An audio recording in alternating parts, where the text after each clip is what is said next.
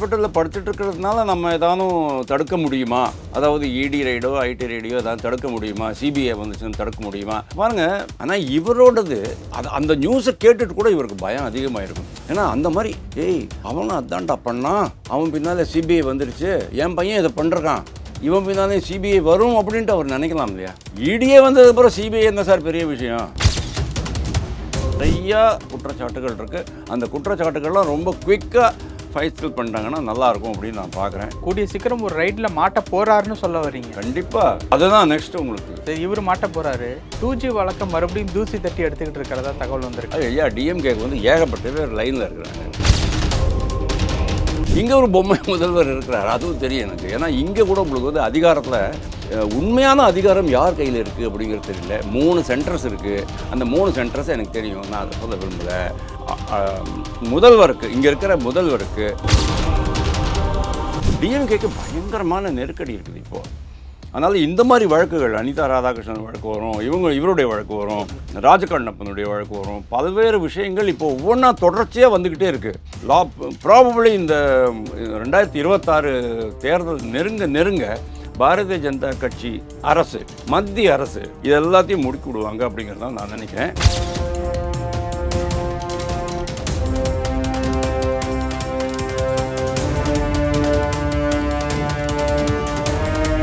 Real one நேயர்களுக்கு வணக்கம். இன்று நம்மளுடைய நேர்காணலுக்கு அரசியல் விமர்சகர் திரு வாசுதேவன் அவர்கள் இணைஞ்சிருக்காங்க. சார் வணக்கம். வணக்கம் தமிழ். எப்படி இருக்கீங்க? ஃபர்ஸ்ட் கிளாஸாக இருக்கேன். அமைச்சர் துரைமுருகனுக்கு உடம்பு சரியில்லாதனால அப்போலோ ஹாஸ்பிட்டலில் போய் அட்மிட் பண்ணியிருக்காங்க. நீங்கள் ஏதாவது நல்லா விசாரிச்சிங்களா? எப்படி இருக்காரு என்ன? ஆமாம், நேற்றுக்கே அங்கே அட்மிட் ஆகிட்டாருன்னு கேள்விப்பட்டேன். அவருக்கு வயது மூப்பு, அவருக்கு 86 ஆகுது. ரொம்ப அட்வான்ஸ்டு வயது மூப்பு தான், சந்தேகமே கிடையாது. அது இருக்க தான் இருக்கும்.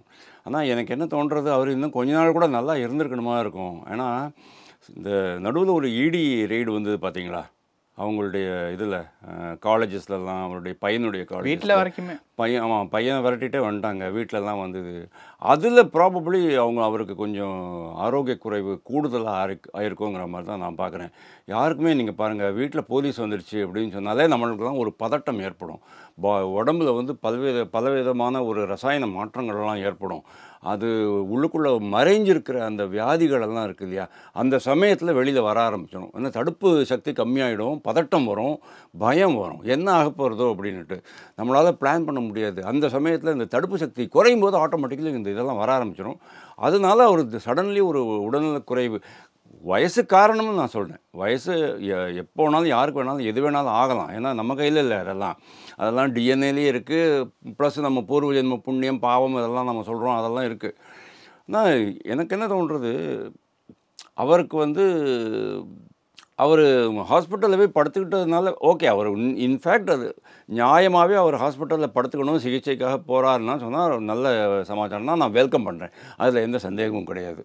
ஆனால் ஹாஸ்பிட்டலில் படுத்துட்டு இருக்கிறதுனால நம்ம ஏதானும் தடுக்க முடியுமா? அதாவது இடி ரைடோ ஐடி ரைடியோ ஏதாவது தடுக்க முடியுமா? சிபிஐ வந்துச்சுன்னு தடுக்க முடியுமா? பாருங்கள், ஒரு தமிழ்நாட்டில், தென் தமிழ்நாட்டில் 2011 ஒரு கேஸு.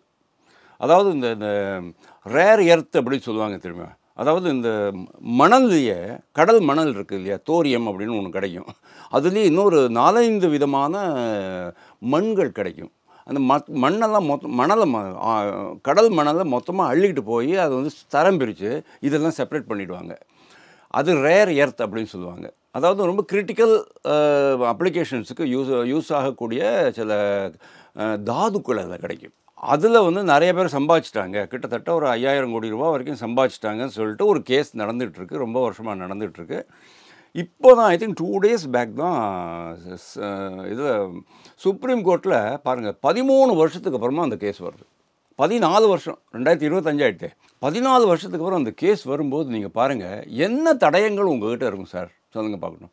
முதல்லையே தான், அதாவது உங்களுக்கு குற்றம் நடக்கிறதுன்னு தெரிஞ்ச உடனே கம்ப்ளைண்ட் வந்த உடனேயே வந்து நீங்கள் முடுக்கி விட்டுருந்தீங்கன்னு சொன்னால் உடனே பல தடயங்கள் நம்ம வந்து கைப்பற்றியிருக்கலாம். ஆனால் இவ்வளோ 11 வருஷத்துக்கு அப்புறமா அந்த தடயங்கள் உண்மையிலேயே இருக்குமா, அழிக்கப்பட்டு விட்டுருக்கலாம் இல்லையா? அதனால் இப்போது அவங்க சிபிஐக்கு கொடுத்து பெரிய சிபிஐ தான் அச்சீவ் பண்ண போகிறதாங்கிறது தெரியல. ஆனால் இவரோடது அந்த நியூஸை கேட்டுட்டு கூட இவருக்கு பயம் அதிகமாக இருக்கும். ஏன்னா அந்த மாதிரி ஏய் அவனும் அதான்டா பண்ணான், அவன் பின்னால் சிபிஐ வந்துருச்சு, என் பையன் இதை பண்ணுறான், இவன் பின்னாலே சிபிஐ வரும் அப்படின்ட்டு அவர் நினைக்கலாம் இல்லையா? இடியே வந்ததுக்கப்புறம் சிபிஐ என்ன சார் பெரிய விஷயம்?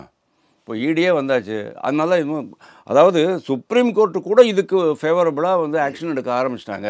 நாளைக்கு நீங்கள் வந்து சுப்ரீம் கோர்ட்டுக்கு மேலே தடை மனு போட்டுட்டீங்கன்னு சொன்னோன்னா அவங்க வந்து தடை கொடுக்க போகிறதில்ல. இன்னுமே பல்வேறு விஷயங்கள் தமிழ்நாட்டில் கூட அந்த மாதிரி தான் ஏதோ ஒரு ரீசெண்ட்லி ஒரு இது வந்தது. இது மாதிரி இந்த விஷயங்கள்லாம் நீங்கள் வந்து அடிக்கடி ஜாமீன் கொடுக்கக்கூடாதுன்ற இது சுப்ரீம் கோர்ட்டு தான் வேறு ஏதோ மாநிலத்தை பொறுத்த வரைக்கும் ஏதோ சொன்னாங்க. இப்போ ரீசெண்ட்லி ஒரு 1 வீக் பேக் ஒரு சுப்ரீம் கோர்ட்டு ஜட்ஜ்மெண்ட் வந்திருக்கு. அதாவது சுப்ரீம் கோர்ட் எப்படி யோசிக்கிறது அப்படின்னா, இந்த மாதிரி மணல் கொள்ளை, கனிம வள கொள்ளை, இயற்கை வளங்களை சுரண்டுவது இதிலெல்லாம் வந்து ஏதாவது மேட்டர் இருந்து சொன்னால் கொஞ்சம் சீக்கிரமாக எடுக்கணும் அப்படிங்கிற மாதிரி ஒரு நல்ல மாற்றம், மனமாற்றம் தான்.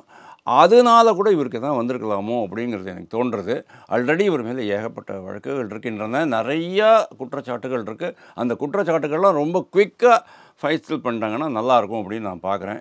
வாட் எவர் இட் இஸ், அவருக்கு வந்து ஆண்டவன் நல்ல நீண்ட ஆயுளை கொடுக்கட்டும். அப்போது கூடிய சீக்கிரம் ஒரு ரைடில் மாட்ட போகிறாருன்னு சொல்ல வர்றீங்க? கண்டிப்பாக அதுதான் நெக்ஸ்ட் உங்களுக்கு. ஓகே, சரி, இவர் மாட்ட போகிறாரு. 2G வழக்கம் மறுபடியும் தூசி தட்டி எடுத்துக்கிட்டு இருக்கிறதா தகவல் வந்திருக்கு. ஐயா, டிஎம்கேக்கு வந்து ஏகப்பட்ட பேர் லைனில் இருக்கிறாங்க. ஆனால் லாஸ்ட்டு 2-3 இயர்ஸாகவே ஜாஸ்தி இதாகலை இல்லையா? அதாவது 2024 எலெக்ஷனுக்கு முன்னால் வரைக்கும் சென்ட்ரல் கவர்மெண்ட்டில் எந்த மூவ்மெண்ட் இருக்கல. 2G வழக்கு வந்து அந்த காலத்து வழக்கு 2007-2008 வழக்கு. ஓகே, அதில் வந்து 1,76,000 கோடி ரூபாய் ஊழல் செய்யப்பட்டது அப்படின்னு அவங்க சொன்னாங்க.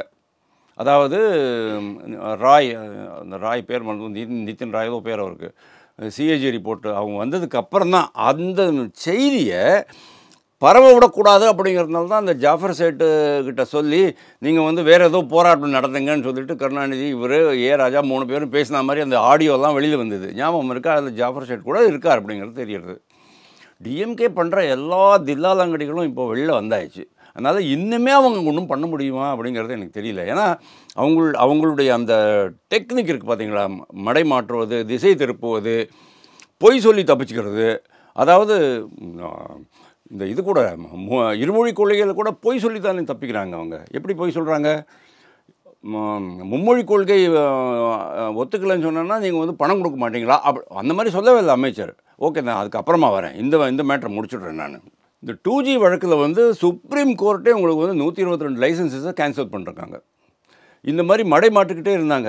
ஆனால் ரொம்ப நாளாகவே அந்த 2G வழக்கு ஏன் விசாரிக்காமல் போயிட்டாங்க அப்படிங்கிறது நம்மளுக்கு தான் ஒரே குழப்பமாக இருந்தது. அதுக்கப்புறம் நிறைய பேர் வந்து இது போட்டுருந்தாங்க. ஈவன் சுப்பிரமணிய சுவாமி கூட சென்ட்ரல் கவர்மெண்ட்டை கிரிட்டிசைஸ் பண்ணிக்கிட்டு இருந்தார். நான் கூட கிரிட்டிசைஸ் பண்ணிக்கிட்டு இருந்தேன், வாட் ஹேப்பன் அப்படின்ட்டு. அதே மாதிரி தயாநிதி மாறனுடைய அந்த இந்த கேஸ் இருக்குது இல்லையா, அதாவது கிட்டத்தட்ட 650 பிஎஸ்என்எல் லைன்ஸ் வந்து டைரெக்டாக சன் குழுமத்துக்கு இணைச்சிக்கிட்டு அதில் தான் அவர் பிஸ்னஸ் பண்ணிருக்கிறாரு.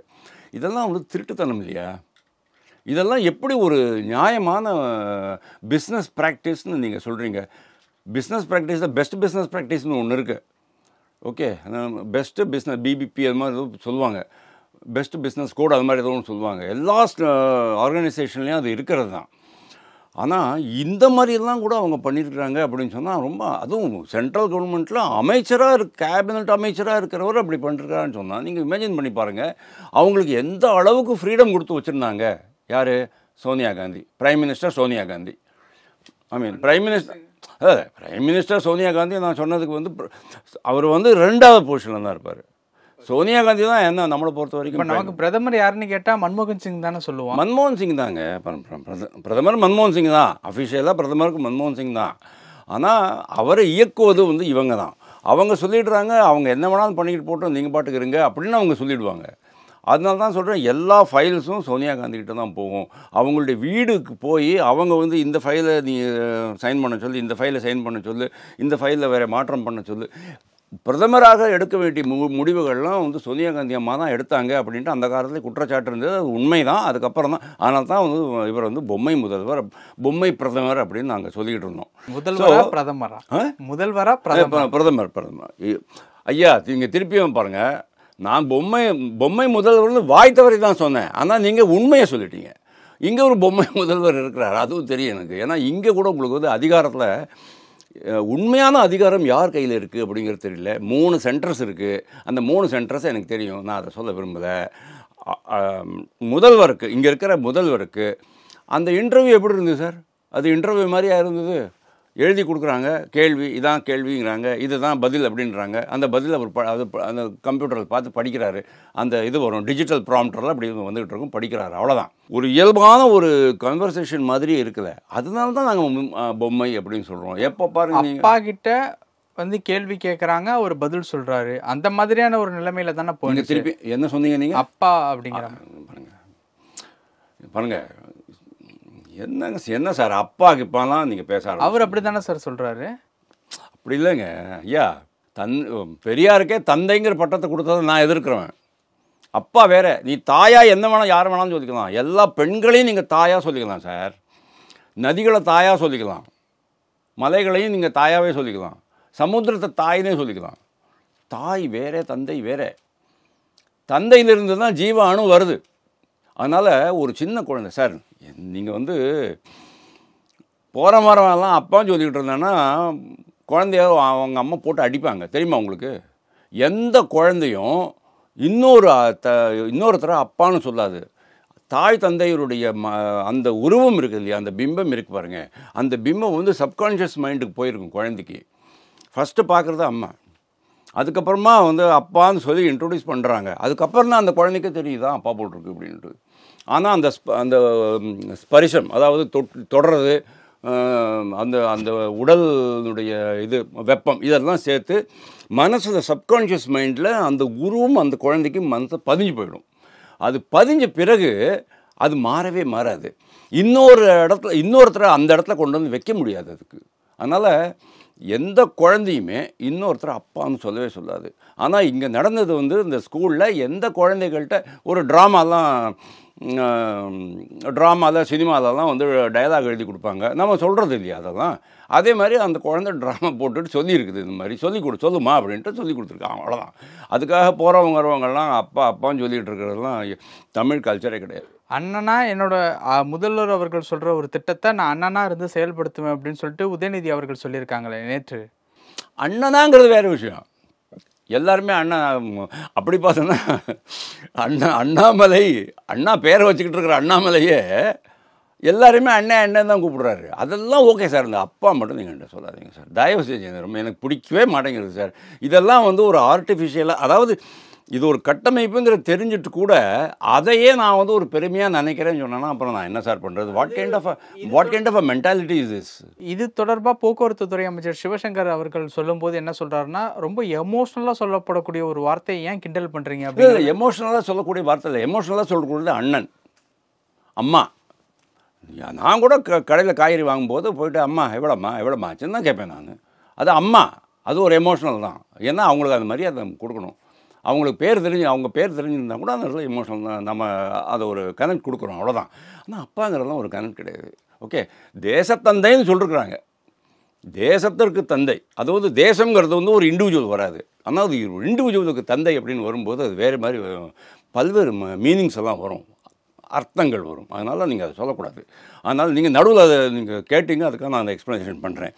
ஸோ இந்த 2G வழக்கில் கண்டிப்பாக இந்த ட்ரிப்பு ரொம்ப அவசர கதியில் அதை எடுத்து முடிப்பாங்க அப்படின்னு தோன்றுறது.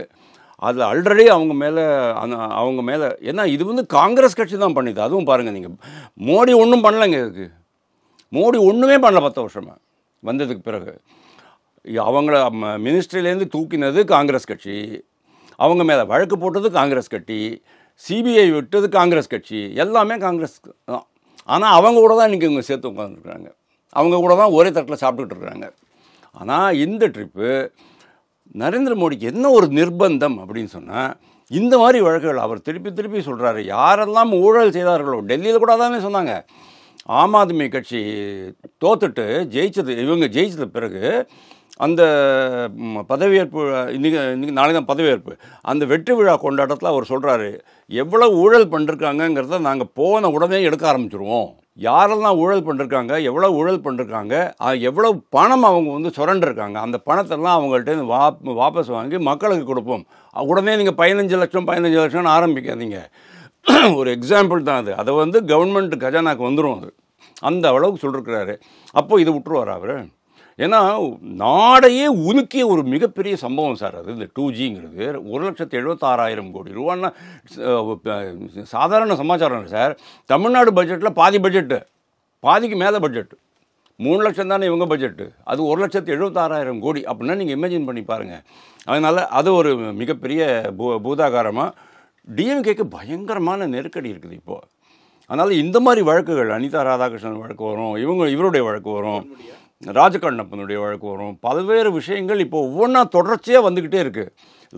ப்ராபபிளி இந்த 2026 தேர்தல் நெருங்க பாரதிய ஜனதா கட்சி அரசு, மத்திய அரசு இது எல்லாத்தையும் முடுக்கி விடுவாங்க அப்படிங்கிறது தான் நான் நினைக்கிறேன். அதனால தானோ என்னமோ தெரியல, ஆர்.என். ரவியை இன்னும் மாற்றாமல் வச்சுருக்காங்க. நிறைய விஷயங்கள் பகிர்ந்துக்கிட்டீங்க. நேரத்துக்கு ரொம்ப நன்றி.